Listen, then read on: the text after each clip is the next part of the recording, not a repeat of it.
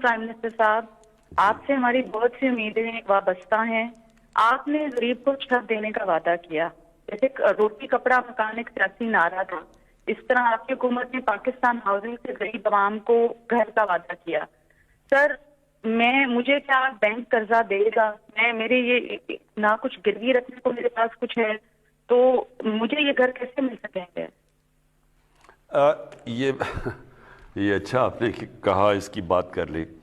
अच्छा, अब मैं आपको ज़रा समझाऊं कि पाकिस्तान का जो सिस्टम कैसा बना और क्यों हमने ये लो कॉस्ट हाउसिंग, ये वो तबका जो कि ख़रीद ही नहीं सकता घर, क्यों उनके लिए पूरा प्रोग्राम लेके आए जो नया पाकिस्तान हाउसिंग है। देखें, सारी दुनिया में गवर्नमेंट घर नहीं बना के देती। कोई भी दुनिया में गवर्नमेंट, अमीर से अमीर गवर्नमेंट भी सबको गरीब लोगों को घर नहीं बना के दे सकती। तो हम एक सिस्टम लेके आए हैं और वो आपने समझना वो क्या है। हमने ये फैसला किया कि हम पहले तो बैंकों से कर्जे लेने का सिस्टम हमने शुरू किया।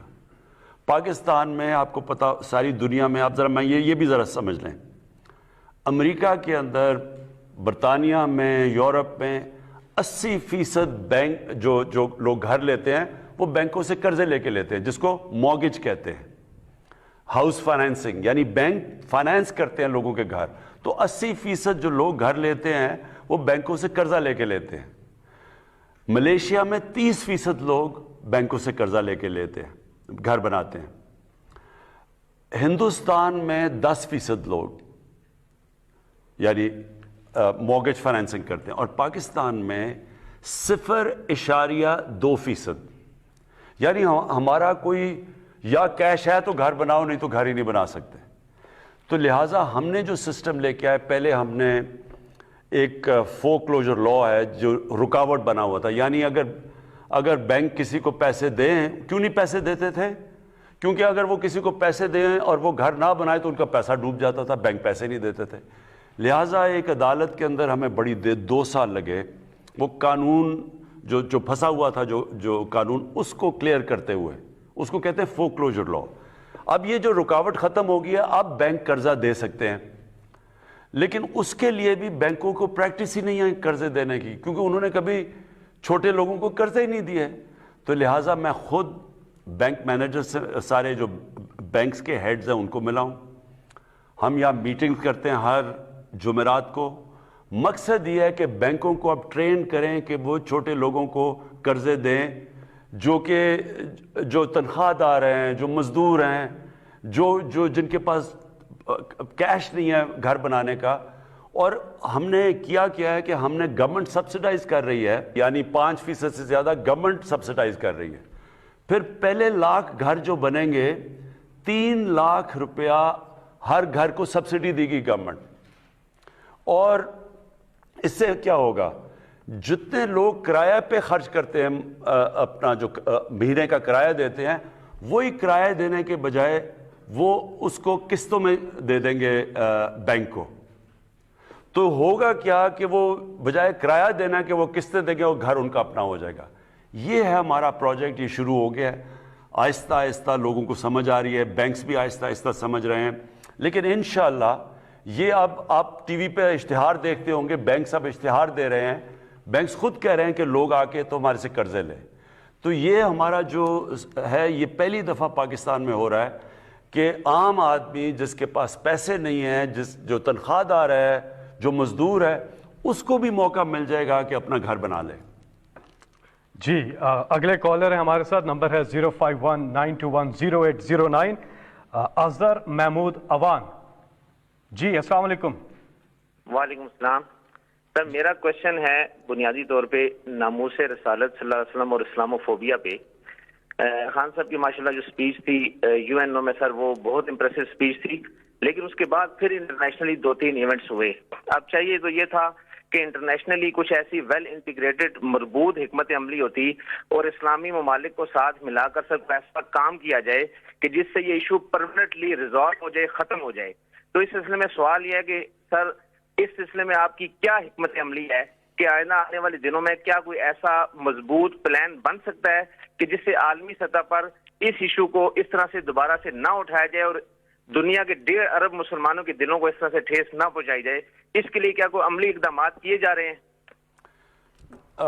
دیکھیں، یہ ہماری بڑی بدقسمتی ہے مسلمانوں کی کہ یہ شروع ہوا ہے 1989 سے، جب سلمان رشدی نے کتاب لکھی اور اس کے اندر اس نے گستاخی کی ہمارے نبی صلی اللہ علیہ وسلم کی شان میں. تو تب سے مغرب کے اندر یہ سلسلہ شروع ہوا پچھلے 30 سالوں سے. ہوتا کیا تھا کہ مسلمان کو تکلیف پہنچتی تھی جب یہ اس طرح کی کوئی ان کی شان میں گستاخی ہو.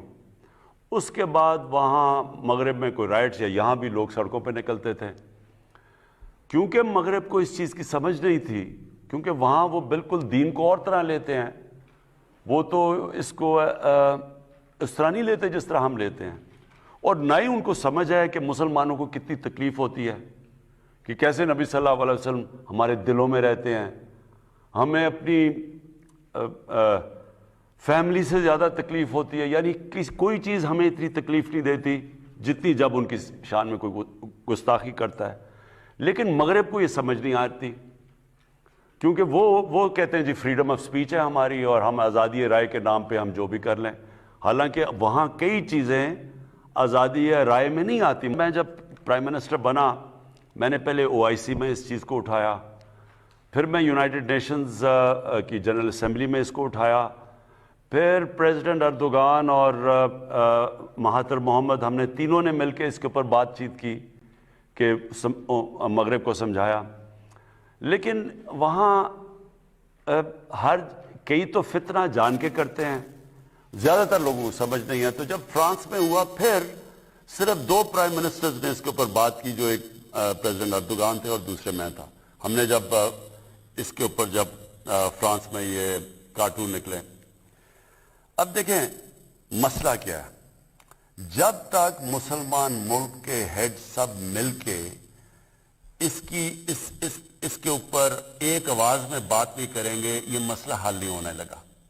اور میں نے سارے مسلمان، ہم سب کو مل کے ایک آواز میں کہنا پڑے گا کہ یہ آزادی رائے کی آڑ لے کے مسلمانوں کو تکلیف نہ پہنچائیں، نبی صلی اللہ علیہ وسلم کی شان میں گستاخی کر کے. اب یہ ایک جد و جہد ہے، یہ ہمیں کرنا، مسلسل اس کے اوپر کام کرنا پڑے گا، اور مجھے پورا یقین ہے کہ ہم کامیاب ہو جائیں گے. وزیر اعظم عمران خان، جس انداز میں آپ نے تحفظ ناموس رسالت کو پوری دنیا میں انٹرنیشنل فورمز پر اجاگر کیا، چاہے وہ UN ہو چاہے OIC ہو، آپ نے سچے عاشق رسول صلی اللہ علیہ وسلم ہونے کا ثبوت دیا ہے. اور یہ دعا ہے کہ اللہ تعالیٰ اس عظیم کام میں آپ کے شامل حال ہو. یہاں پر ہم ایک وقفہ لیں گے اور وقفے کے بعد مزید جو کالرز ہیں ان سے بات ہوگی.